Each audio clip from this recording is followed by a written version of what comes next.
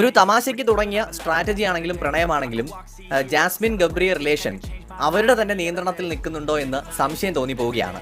ഇന്ന് ജാസ്മിനും ഗബ്രിയും തമ്മിൽ പിണങ്ങുന്നുണ്ട്.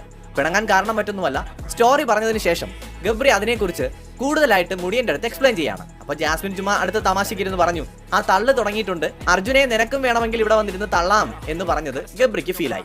ഗബ്രി അതിന്റെ പേരിൽ ജാസ്മിനുമായിട്ട് പിണങ്ങുന്നു. അപ്പോൾ ഇനി നീ എന്റെ അടുത്ത് സംസാരിക്കേണ്ട, എനിക്ക് നിന്നോട് സംസാരിക്കാൻ താല്പര്യമില്ല എന്ന് പറഞ്ഞ് ഗബ്രി എണീറ്റ് പോകുന്നു. ജാസ്മിൻ പുറകെ പോയി കോംപ്രമൈസ് ചെയ്യാൻ നോക്കുമ്പോഴും ജാസ്മിന്റെ അടുത്ത് ഇതേ ഡയലോഗ് തന്നെ ഗബ്രി പറയുന്നു. ജാസ്മിന് ഫീൽ ആവുന്നു, ജാസ്മിൻ പിണങ്ങുന്നു. ഇനി മേലാൽ നീ എന്നോട് സംസാരിക്കാൻ വരരുത് എന്ന് പറഞ്ഞിട്ട് ജാസ്മിനും പോയി കിടന്ന് മൂടി പുതച്ച് കിടക്കുന്നു.